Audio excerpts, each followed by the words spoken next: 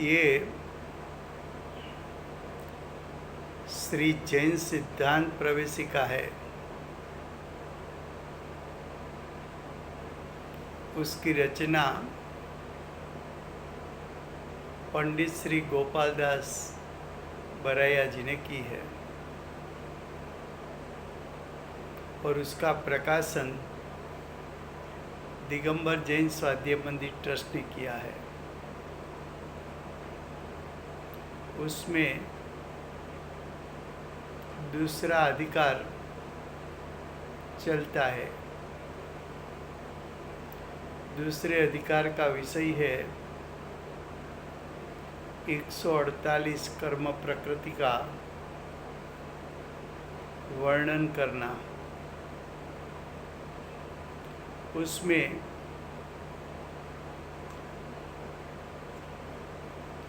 विषय चला है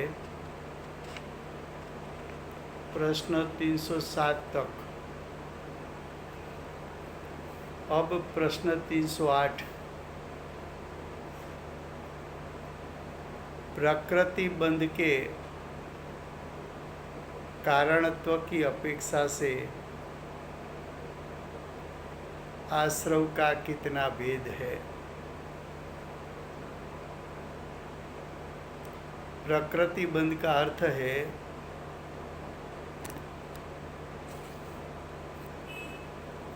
कि प्रकृति का अर्थ स्वभाव है।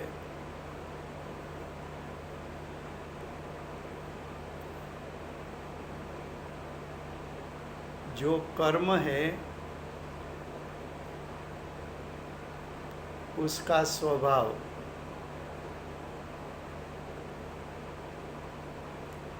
घाती कर्म का स्वभाव है और घाती कर्म का स्वभाव है। उसका भेद करो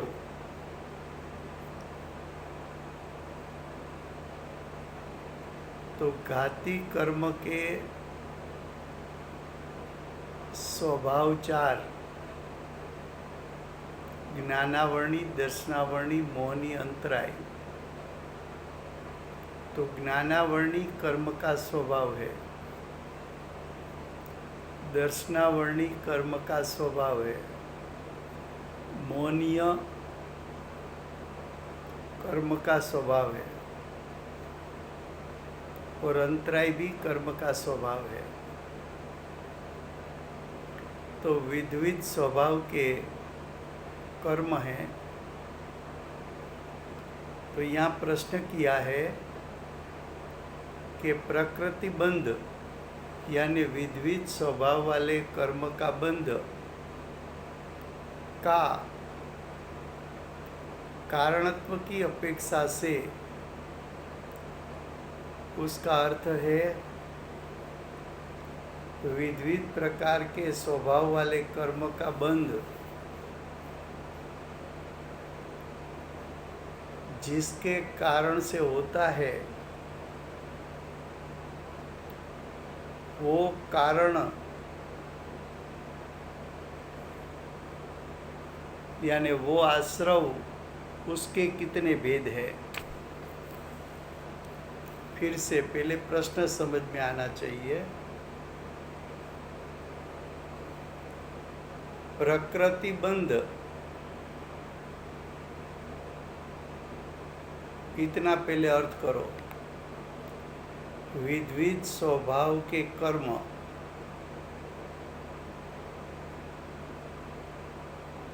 उसका बंध।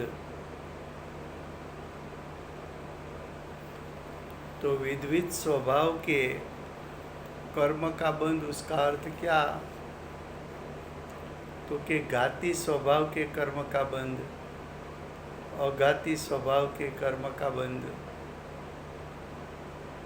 घाती का भेद करो, अघाती का भेद करो। तो घाती के भेद में ज्ञानावर्णी स्वभाव कर्म का बंध, दर्शनावर्णी कर्म स्वभाव का बंध, मोहनीय स्वभाव के कर्म का बंध अंतरायी स्वभाव के कर्म का बंध। तो ये जो सभी बंध होता है, सभी स्वभाव के विविध प्रकार के स्वभाव के कर्म का बंध होता है, उसका जो कारण होता है वो कारण के कितने भेद हैं।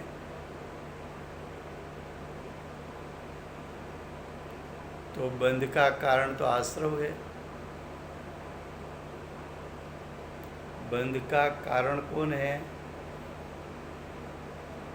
तो कि आश्रव कारण, बंध उसका कार्य। तो आश्रव बंध के बीच में कारण कार्य संबंध है। तो प्रकृति बंध है, तो प्रकृति बंध भी दो प्रकार के हैं।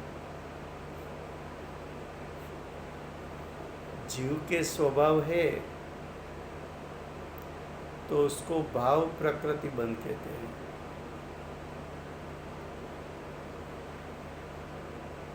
और कर्म के स्वभाव है उसका बंध, उसको द्रव्य प्रकृति बंध कहते हैं।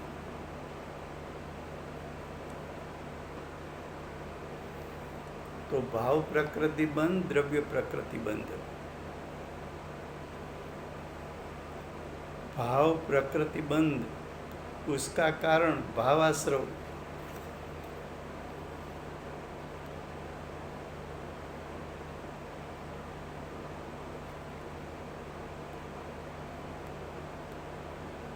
और द्रव्य प्रकृति बंध, उसका कारण द्रव्याश्रव।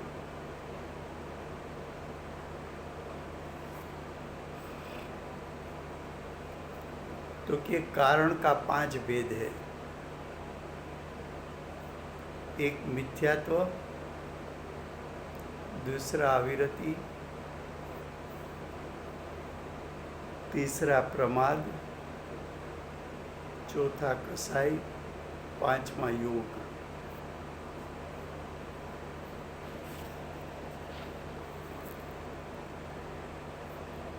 ये आश्रव के 5 कारण जो क्रम से लिखा है, प्रथम मिथ्यात्व, दूसरा अविरति, तीसरा प्रमाद, चौथा कसाई, 5वां योग।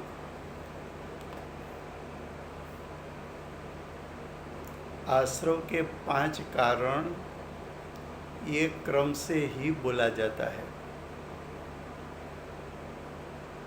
तो कि ये क्रम से क्यों बोला जाता है?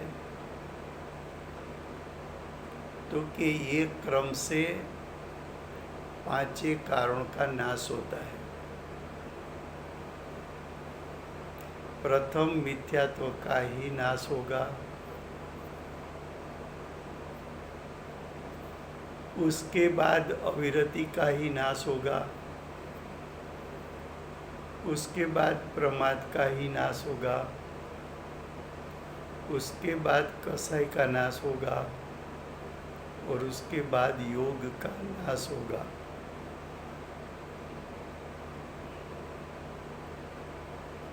तो आश्रव के 5 कारण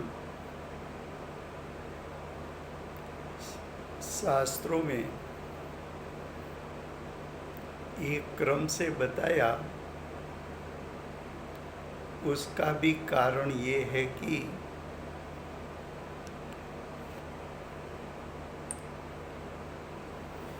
प्रथम मिथ्यात्व जाएगा,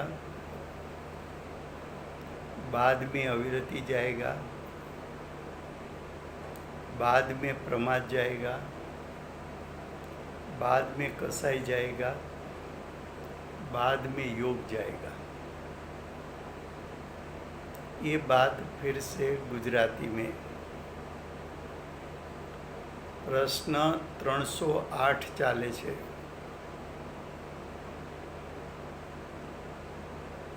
308 એમાં પ્રશ્ન કર્યો છે કે પ્રકૃતિ બંધના કારણત્વની અપેક્ષાથી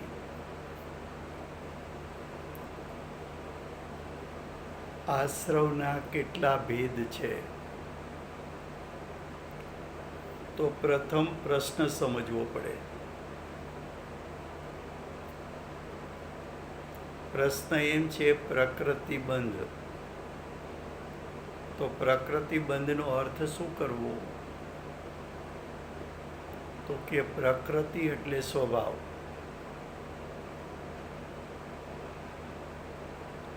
સ્વભાવ બંધનો અર્થ શું કરવો? તો કે કર્મ બે સ્વભાવના છે. એક ઘાતી સ્વભાવ, બીજો અઘાતી સ્વભાવ. તો ઘાતી સ્વભાવના કર્મ એના બંધનું કારણ શું? અઘાતી કર્મ એટલે અઘાતી સ્વભાવના કર્મ તેના બંધનું કારણ શું? પછી પેટાભેદ પાડો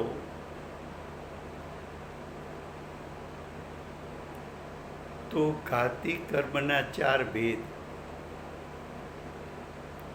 તો જ્ઞાનાવરણી, દર્શનાવરણી, મૌની અને અંતરાય.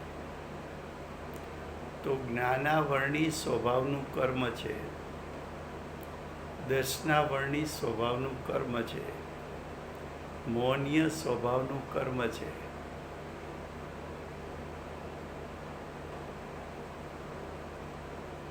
અંતરાય સ્વભાવનું કર્મ છે. અઘાતી કર્મની વાત કરીએ તો વેદનીય સ્વભાવનું કર્મ, આયુ સ્વભાવનું કર્મ, નામ સ્વભાવનું કર્મ, ગોત્ર સ્વભાવનું કર્મ. તો કર્મના વિવિધ સ્વભાવ છે. આ વિવિધ સ્વભાવના કર્મ બંધાય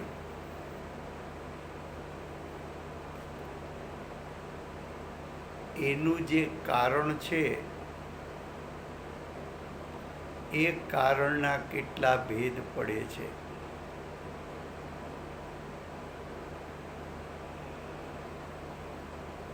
તો કે વિવિધ સ્વભાવના કર્મ બંધાય એના કારણોના ભેદ 5 છે. એનો ઉત્તર મિથ્યાત્વ, અવિરતિ, પ્રમાદ, કસાય અને યોગ.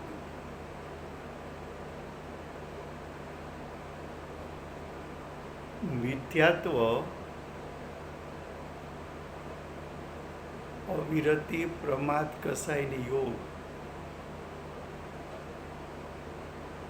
આ ભેદના 5 ક્રમ બતાવ્યા. તો પ્રકૃતિબંધના કારણ જે 5 છે એ આ જ ક્રમથી આગમમાં ગયા છે અને આ જ ક્રમથી જ્ઞાનીઓએ કહ્યા છે.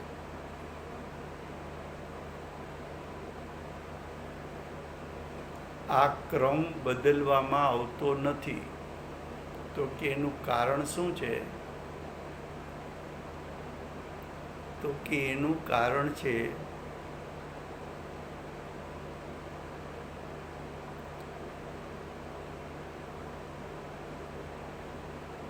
કે આ જ ક્રમથી 5 કારણોનો નાશ થાય છે. પહેલું મિથ્યાત્વ જ નાશ પામે, પછી અવિરતિ જ નાશ પામે, પછી પ્રમાદ જ નાશ પામે, પછી કસાઈનો નાશ થાય, પછી યોગનો નાશ થાય.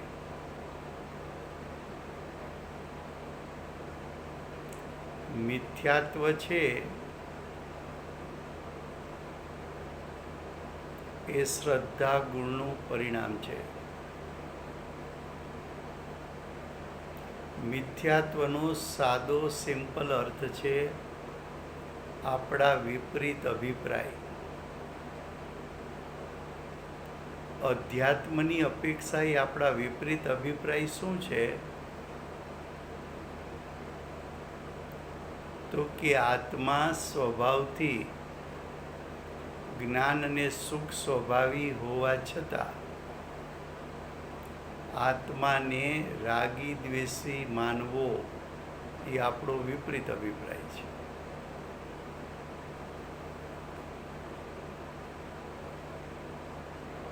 પુણ્ય તત્વ બંધનું કારણ હોવા છતાં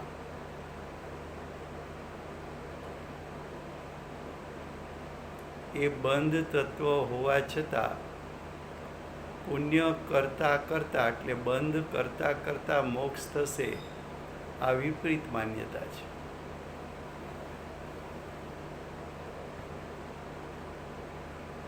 પછી આપણે એનો વિસ્તાર વિશેષ નીચે આવશે ત્યારે કરવાના છીએ. તો મિથ્યાત્વ શ્રદ્ધા ગુણનું, જીવના શ્રદ્ધા ગુણનું વિપરીત પરિણામ છે. અવિરતિ, પ્રમાદ અને કસાય એ ચારિત્ર ગુણના અશુદ્ધ પરિણામ છે. અવિરતિનો સાદો અર્થ છે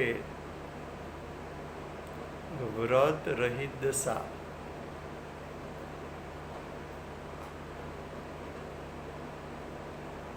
એકથી 4 ગુણસ્થાન સુધી નિયમપૂર્વકના વ્રત હોતા નથી એવી દશા.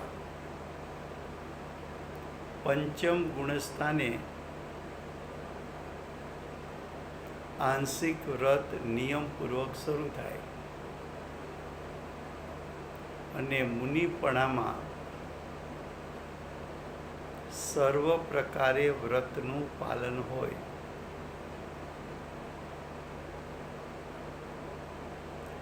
પ્રમાદ એ પણ ચારિત્ર ગુણની અશુદ્ધ પર્યાય છે. કસાય એટલે ક્રોધ, માન, માયા, લોભ. કસાય એટલે રાગ, દ્વેષ.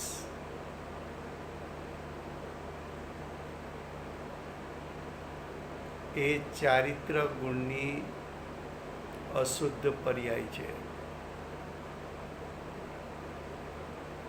યોગ એટલે આત્મામાં એક યોગ નામનો ગુણ છે, એનું પરિણામ કંપન રૂપનું.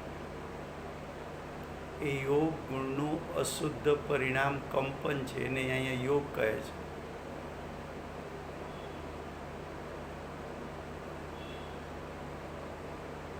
તો મિથ્યાત્વ શ્રદ્ધા ગુણનું વિપરીત પરિણામ, અવિરતિ, પ્રમાદ, કસાય ચારિત્ર ગુણના વિપરીત પરિણામ, યોગ ગુણનું અશુદ્ધ પરિણામ. મિથ્યાત્વ પણ અશુદ્ધ પરિણામ છે, અવિરતિ, પ્રમાદ, કસાય પણ અશુદ્ધ પરિણામ છે, योग पण अशुद्ध परिणाम है। फिर से हिंदी में, मिथ्यात्व श्रद्धा गुण का विपरीत परिणाम है। मिथ्यात्व शब्द का अर्थ विपरीत मान्यता, आत्मा स्वभाव से तीनों काल शुद्ध है, फिर भी आत्मा को स्वभाव से मोही रागी द्वेषी कहना वो मिथ्या अभिप्राय है।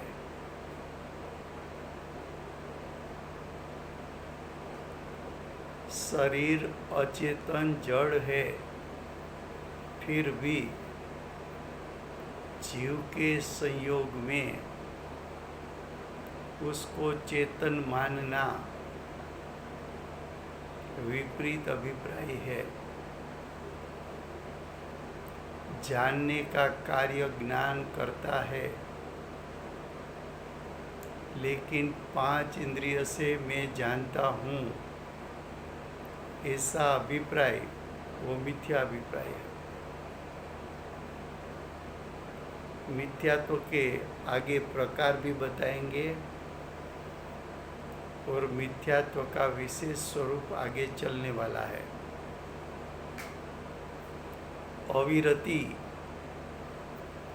व्रत रहित दशा, यानी नियम पूर्वक के व्रत रहित दशा। नियम पूर्वक का व्रत पंचम गुणस्थान से आता है। पंचम गुणस्थान में आंशिक सम्यक व्रत होता है। मुनिपणा में सर्व प्रकार के व्रत होते हैं। 1 से 4 गुणस्थान में नियम पूर्वक का व्रत होता नहीं है।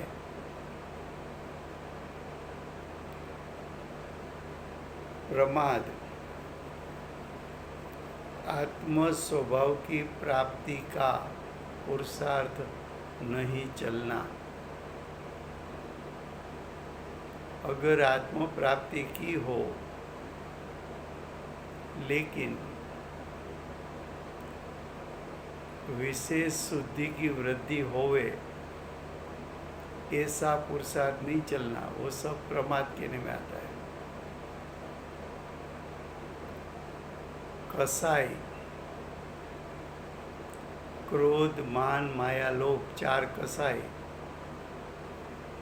4 कसाई का 2 भेद करो तो राग द्वेष।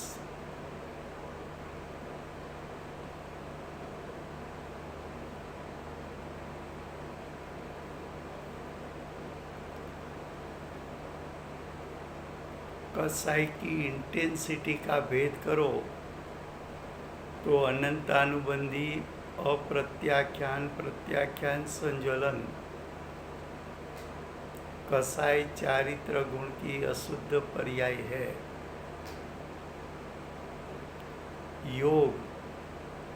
योग एक आत्मा का गुण है।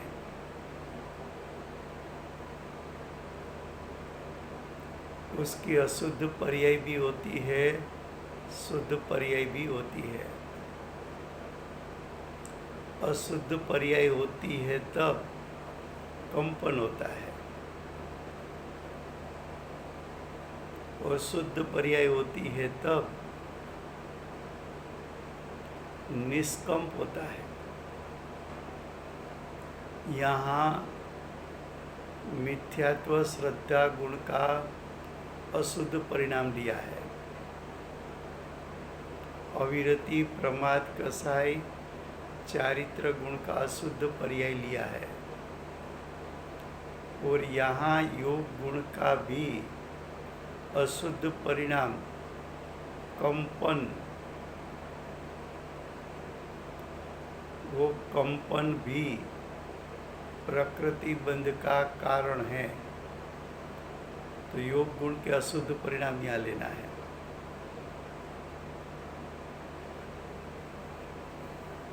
अब प्रश्न 309।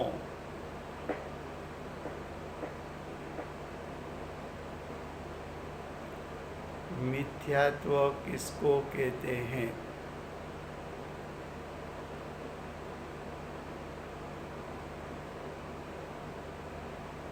उसका उत्तर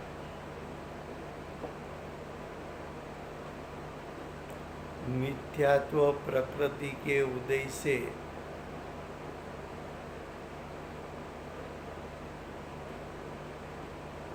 मिथ्यात्व प्रकृति दर्शन मौनीय प्रकृति का भेद है।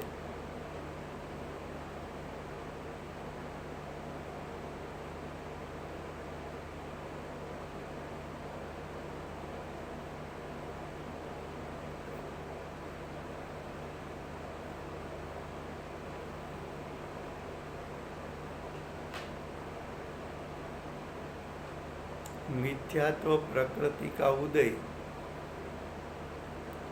पूर्वे मिथ्यात्व कर्म बांधा था, वो सत्ता में था, उसका अबाधा काल पूरा हुआ, फल देने के लिए वो कर्म उदय में आया। उदय का अर्थ होता है कर्म का फल। तो मिथ्यात्व प्रकृति में जुड़ गया तो जीव के परिणाम में क्या हुआ, तो कि कुदेव को देव मानने लगा, अतत्व को तत्व मानने लगा, अधर्म को धर्म मानने लगा। देव के बारे में बात करें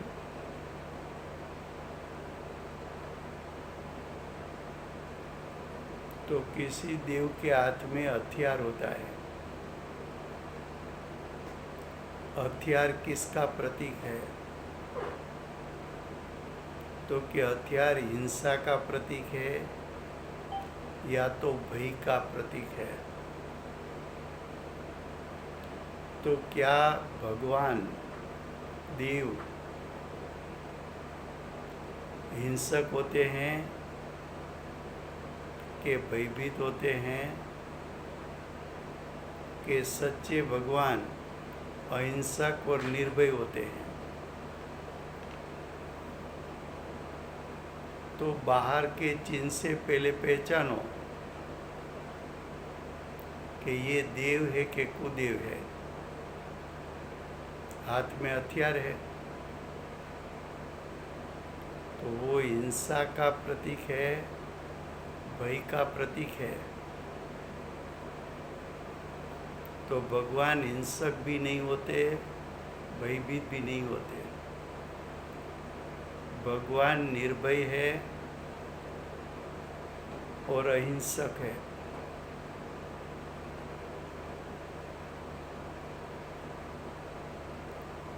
कोई किसी भगवान श्रृंगार वाले होते हैं,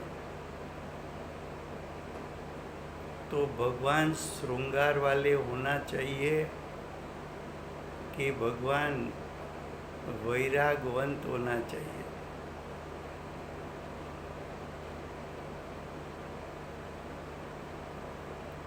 किसी भगवान के पास परिग्रह दिखाया जाता है,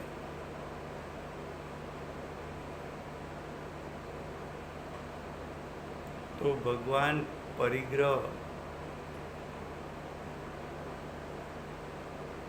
वाले होते हैं कि परिग्रह से रहित होते हैं?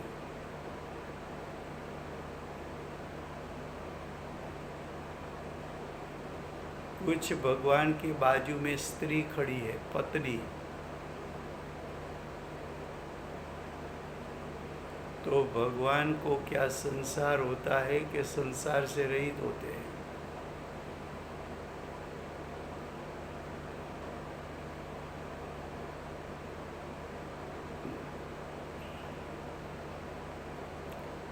किसी भगवान का बाह्य स्वरूप क्रोधात्मक दिखाया जाता है, तो भगवान क्रोधित होते हैं कि क्षमावान होते हैं?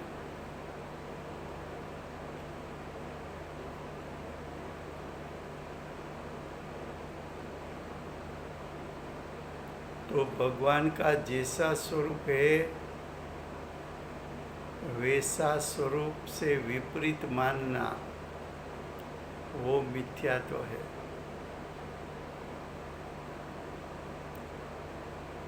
ऐसे सब देव है तो कुदेव, क्रोधित हो, हथियार हो, परिग्रह हो,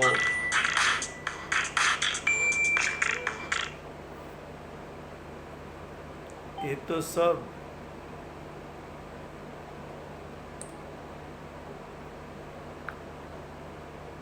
विपरीतता है।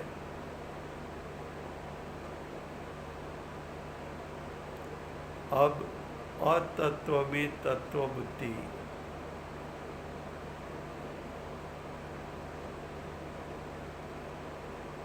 किसी स्थान पर ऐसा बताते हैं कुदेव कुगुरु, कुगुरु में गुरु बुद्धि। तो कुगुरु किसको कहे?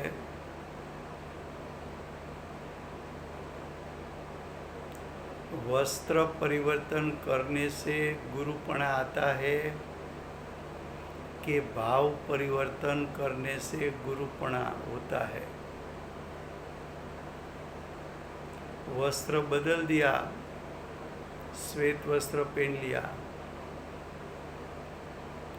किसी ने भगवा वस्त्र पहन लिया, किसी ने वलकल के वस्त्र पहन लिए, किसी ने चमड़े के वस्त्र पहन लिए, किसी ने शरीर पर भभूति लगा दी और किसी ने सभी प्रकार के वस्त्र का ही त्याग करके नग्न दशा ले ली।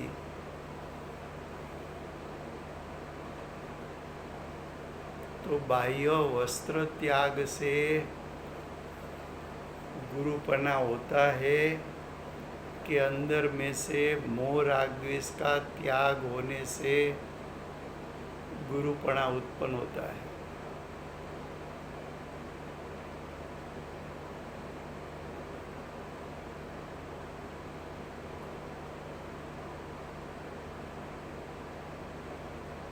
शरीर की क्रिया से गुरुपना है कि आत्मा की क्रिया से गुरुपना होना चाहिए? बोले हम साधु है, गुरु है, धर्मात्मा है, और कुछ संप्रदायों में तो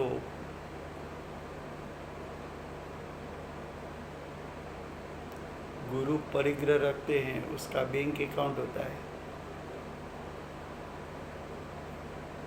सोना चांदी सब कुछ रखते हैं। तो क्या गुरु परिग्रह वाले होते हैं कि निष्परिग्रही होते हैं?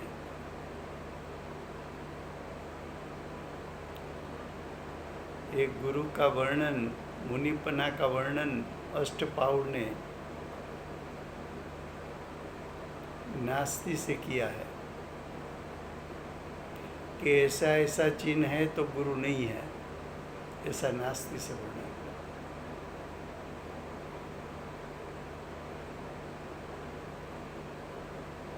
कुधर्म में धर्म बुद्धि, कुछ धर्म ऐसा है कि पाप की क्रिया में धर्म मानते हैं।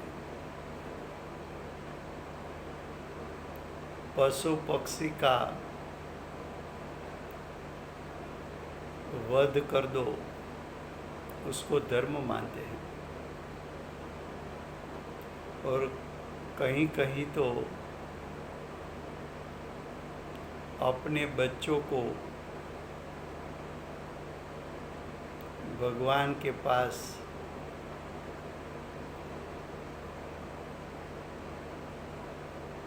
रख कर मार देते हैं। भगवान को भेंट चढ़ा देते, ऐसा बोलते हैं, बलि चढ़ाते हैं। कोई भी एक इंद्री, दो इंद्री, त्रण इंद्री, चार इंद्री, पंचेंद्री पशु पक्षी हो या मनुष्य हो, उसका वध यानी हिंसा, हिंसा यानी पाप, और पाप में धर्म मनाना कोई न्याय ही नहीं है।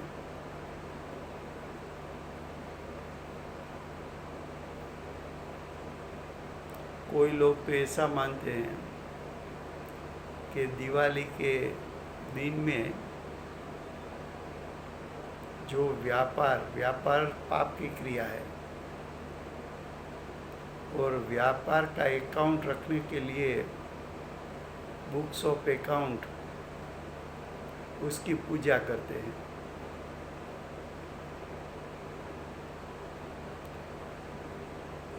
जो बुक्स ऑफ अकाउंट संसार वृद्धि का कारण है और उसकी पूजा करना, उसमें धर्म मानना,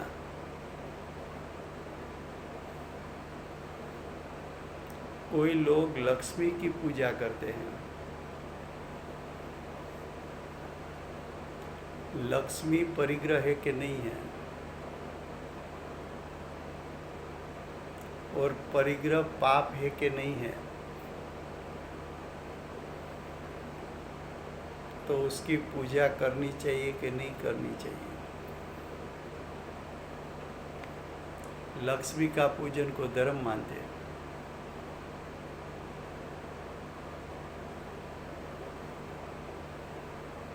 कुछ भी न्याय से सोचते भी नहीं।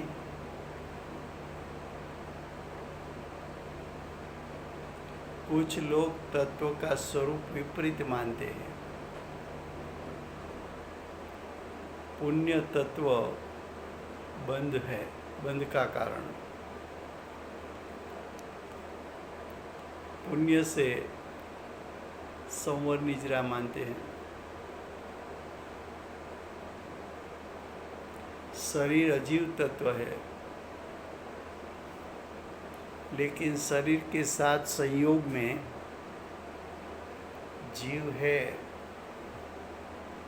तो वो शरीर को चेतन बनता मानता है, तो अजीव तत्व को जीव तत्व माना। आँख, अचेतन, जड़, पुद्गल, 5 इंद्रिया सब। अचेतन जड़ पुद्गल में ज्ञान नाम का गुण नहीं। ज्ञान गुण नहीं है तो उसमें ज्ञान का परिणाम नहीं। फिर भी अज्ञानी ऐसा मानता है कि इंद्रियों के माध्यम से मैं जानता हूँ। इंद्रियों जानने का कार्य करती है, बोलता भी है। अब इंद्रियां शिथिल हो गई, कान आँख कुछ काम नहीं करते, तो कान आँख तो कभी उसने जानने का कार्य किया ही नहीं है। वो सब इस प्रकार की कुदेव में देव बुद्धि करते हैं, अतत्व में तत्व बुद्धि करते हैं, कुधर्म में धर्म बुद्धि करते हैं। ये सब मिथ्यात्व का स्वरूप है।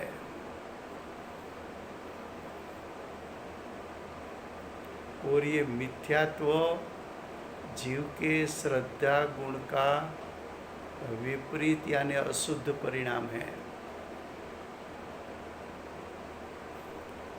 मिथ्यात्व सबसे बड़ा पाप है।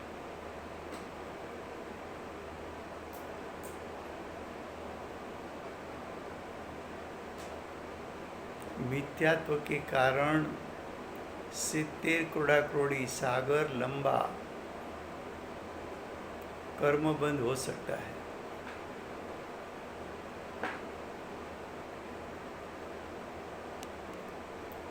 तो सबसे बड़ा पाप मिथ्यात्व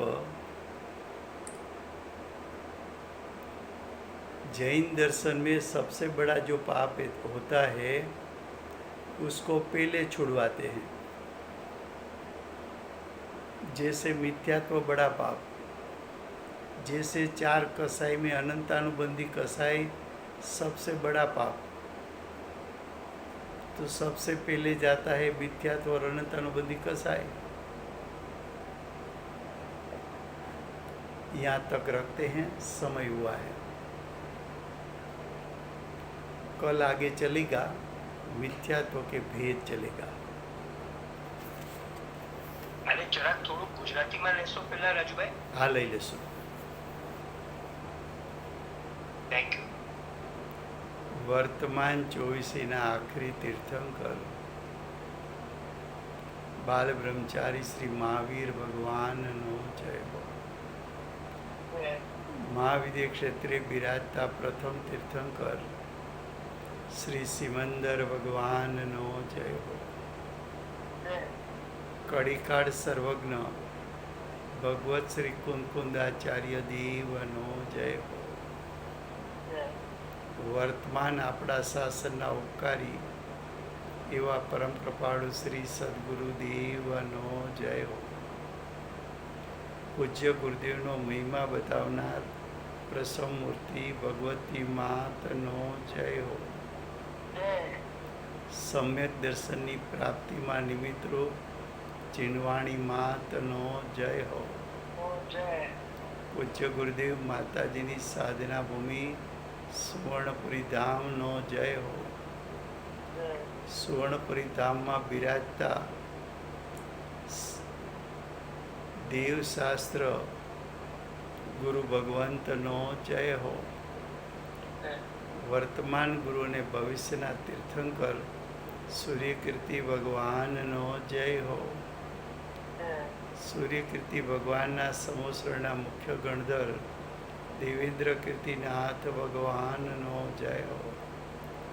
પરમ દિગંબર જૈન ધર્મનો જય હો.